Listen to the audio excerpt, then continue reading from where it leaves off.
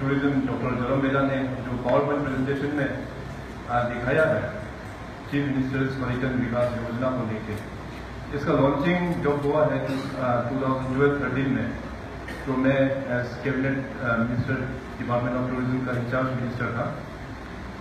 तो हमने ये प्रोग्राम जो इसलिए लॉन्च किया था कि हमारे यहाँ पूरा प्रदेश को लेके अगर हम टूरिज्म का बात करते हैं तो हमारे पूरे अरुणाचल में जितने भी हम लोगों का टूरिज्म फील्ड का यदि हम लोग बात करते हैं, मान लीजिए एडवेंचर के बारे में बात करते हैं, रूरल टूरिज्म के बारे में बात करते हैं, या हम लोग रिलीजियस टूरिज्म के बारे में बात करते हैं, या हेल्थ टूरिज्म के बारे में बात करते हैं, तो जितने भी कंपोनेंट्स है टूरिज्म इंडस्ट्री में, तो सारा चीज़ अरुणाचल में देखने के लिए मिलता है।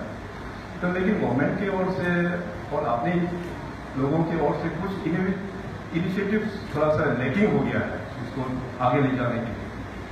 और आज के दिन में सबसे बड़ा चैलेंजिंग है हमारे गवर्नमेंट के लिए कि एम्प्लॉयमेंट जनरेशन एक बहुत बड़ा एक चैलेंजिंग एक एस्पेक्ट है, अभी भी है, क्योंकि हमारे गवर्नमेंट जॉब जो है वो तो लिमिटेड ही है, और साथ साथ में आप देख लीजिए हमारे जो यंग जनरेशन है वो लोग बाहर में भी पढ़ते हैं, अपने यहाँ पे जितने भी कॉलेजेस यूनिवर्सिटीज में पढ़ के एक साल में बहुत लोग ग्रेजुएट करके आ जाता है, तो सब लोग गवर्नमेंट जॉब में फिट इन हो नहीं पाएगा। गवर्नमेंट जॉब तो पहले उसका अपना एक प्रोसेस होता है, रिटन एग्जाम क्लियर करना पड़ता है, वाइवा क्लियर करना पड़ता है, तो जो लोग रिटन एग्जाम और वाइवा में निकल गया तो उन लोगों को गवर्नमेंट जॉब मिल जाता है, अधिक जो मैक्सिमम जो है उसमें वो लोग छूट जाता है। तो गवर्नमेंट का ओर से भी हम लोग जो अपने जो युवा पीढ़ी है उन लोगों को एक ऑप्शन देना चाहिए गवर्नमेंट की ओर से। आज के दिन में देखिए हम लोग अरुणाचल में एक खराब ट्रेंड यही चल रहा है कि जितने भी यूथ्स है वो लोग ऑर्गेनाइजेशन फॉर्म कर लेते हैं, एनजीओ फॉर्म कर लेता है, तो वो लोग ऐसे करके धीरे धीरे वो लोग गलत ट्रैक में घुसना शुरू हो जाता है। तो इस चीज को लेके आज यहाँ पे हमारे सीनियर कैबिनेट कॉलेज लोग भी है और सीनियर ऑफिसर्स भी है, मैक्सिमम यहाँ का अपना लोकल अरुणाचल प्रदेश से ही बिलोंग करते हैं ऑफिसर्स लोग भी। तो आपके सामने में ये बात क्लियरली मैं बोलना चाहूंगा कि हम सब देखिए गवर्नमेंट हम लोग चलाता है, तो हम ये सोच रहे हैं कि हम लोग का भी कहीं ना कहीं थोड़ा सा गलती हो गया क्या, कि हम लोग क्या ऑप्शन दिया है उन यंगर जनरेशन को, जो लोग गवर्नमेंट जॉब में वो लोग नहीं मिलता है, तो उसके लिए दूसरा अपॉर्चुनिटीज गवर्नमेंट ने क्या देके रखा हुआ है। ये काफी एक चैलेंजिंग एक एस्पेक्ट है हम सभी के लिए, और हम सबको इसके ऊपर में ब्रेनस्टॉर्मिंग करके हम लोग और भी कुछ विंडोज खोलना पड़ेगा जो हम लोग का यूज लोग है उन लोगों को या तो सेल्फ एम्प्लॉयमेंट के लिए आकर्षित करें, या तो कुछ अपना कहीं भी हो बाहर से अगर कोई इन्वेस्टमेंट आता है तो उसमें जॉब मिलेगा। तो इस तरह से हम लोग को पॉलिसीज एडॉप्ट करना बहुत जरूरी मैं समझता हूँ। तो जैसे मैं कह रहा था कि 2012 में ये जो प्रोग्राम चीफ मिनिस्टर्स पर्यटन विकास योजना का जब लॉन्चिंग हुआ था, तो इनिशियली हम लोग ने गाड़ी लेने के लिए हम लोग ने निर्णय किया था, लेकिन बाद में देखा है कि गाड़ी तवांग से लेके पूरा लॉन्डिंग तक हम लोग ने जितना हो सके गाड़ी हम लोग सब्सिडी दे के गाड़ी वगैरह भी दे दिया यूज लोगों को। तो लेकिन फिर क्या होता है कि उसमें मोटिवेशन नहीं है टूरिज्म एंगल से। कुछ वक्त में जिन लोगों ने ये फैसिलिटी जो अवेल किया है गाड़ी को लेके, तो वो लोग क्या करता है कि अपना खुद बाद में वो प्राइवेट यूज में चला जाता है। इसको लेके भी काफी चर्चा किया हम लोग। चर्चा करने के बाद लास्ट ईयर जो इसका रीस्ट्रक्चरिंग जो हुआ, तो भी मैं अपना ये मिनिस्टर इंचार्ज टूरिज्म का, तो डिपार्टमेंट के साथ बैठ के हम लोग ने रीस्ट्रक्चर करके आज जो आपके सामने जो यहाँ पे जितने भी बेनिफिशियरीज हैं उन लोगों को हम लोग ने ये जितने भी चेक्स वगैरह किया है उसी का ही रिजल्ट भी है।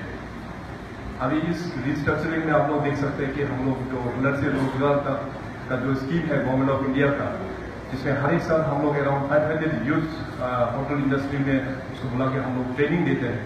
तो उन्हीं यूथ को हम लोग सेल्फ एम्प्लॉयमेंट जनरेशन के लिए हम लोग रेस्टोरेंट्स खोलने का इसमें सब्सिडी देते हैं। और हमारे यहाँ पे अरुणाचल प्रदेश में एडवेंचर टूरिज्म का बहुत बड़ा स्कोप है। तो एडवेंचर टूरिज्म सेक्टर में भी आज आप लोग को विटनेस किया है कि उसका एडवेंचर स्पोर्ट्स के जो उसमें फील्ड में भी हम लोग ने इस स्कीम को ग्रांट किया है। और यही नहीं बल्कि हम लोग रूरल टूरिज्म को भी प्रमोट करने के लिए होम स्टेज को बढ़ावा देने के लिए भी हम लोग ने स्कीम में रखा हुआ है। तो थोड़ा देर पहले अपना चौनामिंग साहब हमारे डिप्टी सीएम साहब ने कहा है कि टूरिज्म को आगे किस प्रकार से लेके जाना है। उन्होंने बहुत अच्छा पॉइंट कहा है हमारे देश यहाँ पे।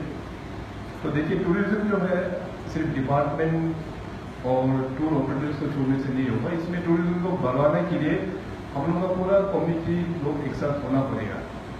सबसे पहले टूरिज्म बढ़ाने के लिए हम लोग का मन में हम लोग का ये करना होगा कि जैसे हम लोग एक गवर्नमेंट ऑफ इंडिया का एक टैगलाइन है, अतिथि देवो भव।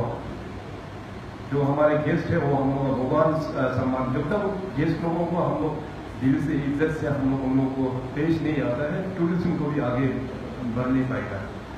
तो ये चीज़ में जो टूरिज्म मिनिस्टर है, कभी भी काफ़ी जगह में जब भी टूरिज्म का फंक्शन होता है, हम सब लोगों से हम यही अपील करते आए हैं। और आज भी इस प्रोग्राम के जरिए में जितने भी अपने ऑनर के भाई बहन लोग हैं, उन सबसे भी यही अपील करना चाहूँगा कि बाहर अपने स्टेट से बाहर के लोग जब भी आते हैं या कोई फॉरेनर्स भी आते हैं, तो हमेशा उन लोगों को हम लोग से प्यार से रिसीव करना चाहिए। उनके साथ दुख तकलीफ या जो भी है उनको जो भी चाहिए हम लोगों को फैसिलिटेट करना बहुत ज़रूरी है। इसी प्रकार से हम लोग का टूरिज्म आगे ये बढ़ेंगे।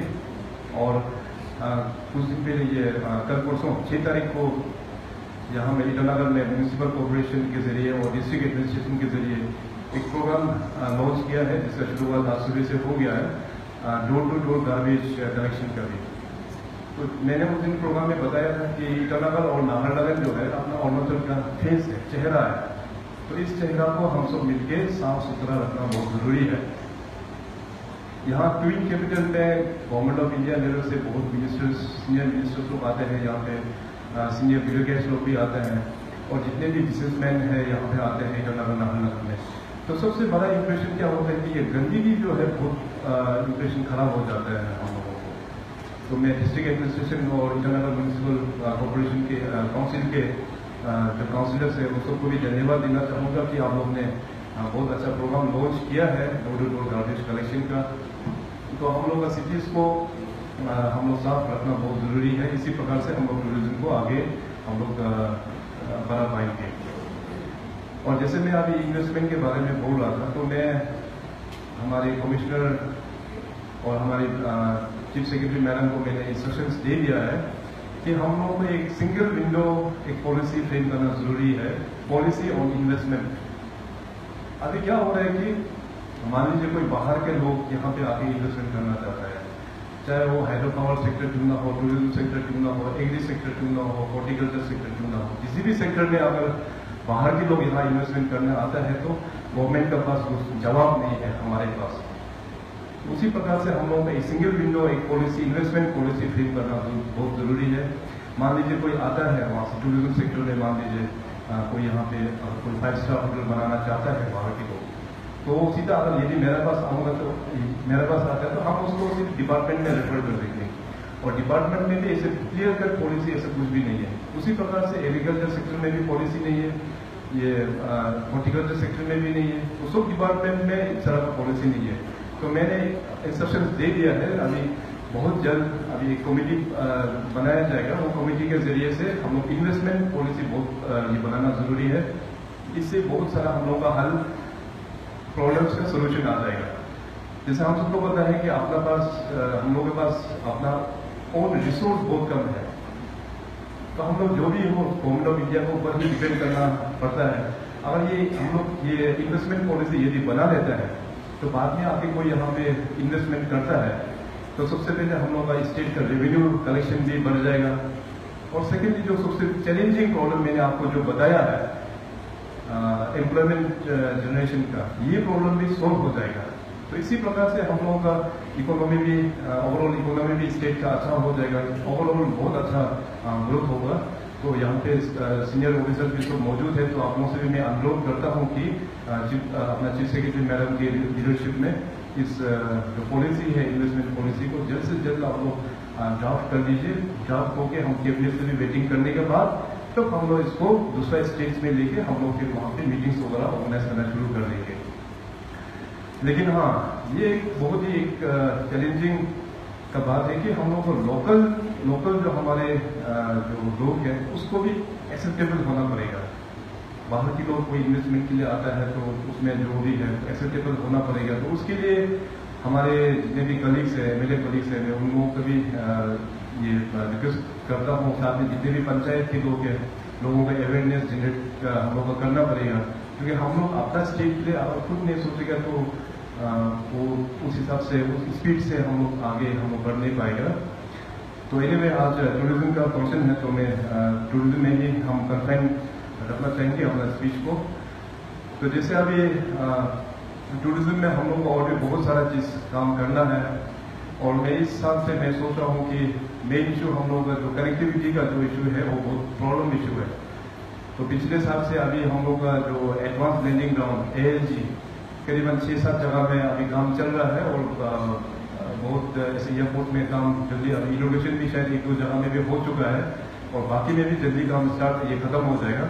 तो अभी गवर्नमेंट हम लोग उसको गवर्नमेंट ऑफ इंडिया का साथ में हम लोग लाइसेंसिंग कर रहा है कि ये इसको भी जितने भी ALGs है उसका ड्यूअल उसमें यूजेज हो, ताकि आर्मी भी एयरफोर्स वाला भी यूटिलाइज करे और हम लोग सिविल लोग भी हम लोग यूटिलाइज करने के लिए, ताकि अगर सिविल को हम लोग यूटिलाइज करने का परमिशन अगर मिल जाता है, ऑब्वियसली वो मिलेगा, आप लोग चिंता ना करें। जब हम लोग मिल जाएगा तो डेफिनेटली टूरिज्म सेक्टर भी आगे जरूर बढ़ेंगे। और साथ ही साथ जो हमारे जो ट्रांस अरुणाचल हाईवे का जो कनेक्टिविटी है, ये एक बार बन जाने के बाद में हम लोग का कनेक्टिविटी इश्यूज जो है काफी हद तक हम लोग इसको सोल्व हो जाएगा, तो उस हिसाब से भी टूरिज्म का बढ़ावा आ जाएगा। और यही नहीं बल्कि मैं डिपार्टमेंट को इंस्ट्रक्शंस देना चाहूंगा कि we should go for high end tourism. जैसे भूटान हम लोगों का पड़ोसी देश है, तो भूटान इतना छोटा कंट्री है कि बहुत कम पॉपुलेशन है वहाँ का, तो इतना बढ़िया से वहाँ पे मैनेज होता है, वहाँ पे हाई एंड टूरिज्म है, वहाँ का इंफ्रास्ट्रक्चर देखिए बहुत बढ़िया है। मैं तो अपना जितने भी कलीग्स है, मिनिस्टरगण है और अपना सहयोगी जितने भी ऑनरेबल MLAs है, उन लोगों को तो रिक्वेस्ट करूंगा कि आप लोग ज़्यादा बाहर जैसे बड़े देशों में नहीं जाके एक बार भूटान जाके आके देखना बहुत जरूरी है, क्योंकि वहाँ का लैंडस्केप और अरुणाचल का लैंडस्केप ऑलमोस्ट सिमिलर है। और जिस हिसाब से भूटान जो बहुत बढ़िया से जो मैनेज करता है, खास करके आप टूरिज्म सेक्टर में देखने से हो जाएगा, बहुत बढ़िया से वहाँ पे मैनेज करता है। उन लोगों का अपना ट्रेडिशन को इतना अच्छे से इंटैक्ट रखा हुआ है, ट्रेडिशन को भी खोने नहीं दिया है। अगर ट्रेडिशन का भी अरुणाचल में अगर देखा जाए तो अरुणाचल एक ऐसा ही एक स्टेट है, it is like mini India. यहाँ पे इतना सारा ट्राइब है हमारे यहाँ पे, पूरा तवांग से लेकर लोंगिंग तक में हम लोग बोलते हैं अराउंड 26 मेजर ट्राइब है और मोर देन 100 सब ट्राइब्स है। तो हर एक ट्राइब का अपना अपना पिकुलरिटी है। तो यही है एक्चुअली टूरिज्म का फेस। इस हम लोग का परंपरा और रीति रिवाज को हम लोग पूरा पकड़ के रखना बहुत जरूरी है। हम लोग को कभी ये नहीं भूलना है कि हम लोग का रूट्स, हम लोग का मतलब कल्चर जो रूट है उसको हम लोग कभी नहीं भूलना है। भले ही कितना डेवलप हो जाए, लेकिन रूट्स को तो हम लोग जरूर पकड़ना चाहिए। जैसे फॉरेनर्स लोग जब यहाँ पे इंडिया में आता है तो वो लोग क्या डेवलप हुआ उसको देखने के लिए यहाँ नहीं आता है इंडिया में, वो लोग यहाँ देखना आता है जो हम लोग हिंदुस्तान का जो सदियों से चलते आ रहे ये कल्चर, संस्कृति, परंपरा, उसको देखने, ट्रेडिशंस, उसको देखने के लिए फॉरेनर्स लोग इंडिया में आता है। और जब अरुणाचल में भी जो आते हैं तो वो लोग यहाँ पे बिल्डिंग कितना बड़ा है वो सब देखने नहीं आता है यहाँ पे। यहाँ पे वो लोग देखने आता है हमारा ट्रेडिशन क्या है, यहाँ का कल्चर क्या है। तो उस चीज को हम लोग जरूर एकदम उसको खोने नहीं देना है, उस चीज को, ट्रेडिशन को हम लोग जरूर उसको हम लोग पकड़ के रखना बहुत जरूरी है। तो मैं ज़्यादा नहीं कहूँगा और मैं डिपार्टमेंट को ये आश्वासन देना चाहूँगा कि टूरिज्म जो है हम लोग का जैसे इंजन ऑफ ग्रोथ जो हम लोग बोलते हैं, पहले से ही बोलते आया है, काफी सुन के भी आया है, लेकिन उसको ठीक तरह से हम लोग कर नहीं पाया है। तो जितना मदद सरकार की ओर से जो देना है वो जरूर हम प्रोवाइड करेंगे, और इस साल से आप लोगों का जो एलोकेशन है उसको भी मैं बढ़ा दूंगा। और आने वाला जो दिनों में मैं काफ़ी एक्सपेक्ट करता हूँ कि डिपार्टमेंट के जो ऑफिसर्स हैं और टूरिज्म डिपार्टमेंट का बहुत ही यंग टीम है यहाँ पे, हमारे जो DTOs है और खास करके जो नए जो TIOs है वो लोग बहुत ही स्मार्ट है। मैं काफ़ी एक्सपेक्टेशन रखता हूँ कि डिपार्टमेंट को आप लोग और भी हायर उसमें एंगल में लेके जाएंगे। तो इन्हीं चंद शब्दों के साथ आज जितने भी जो बेनिफिशियरीज है आप सबको एक बार फिर बधाई देते हुए बहुत बहुत धन्यवाद देना चाहूँगा। जय हिंद।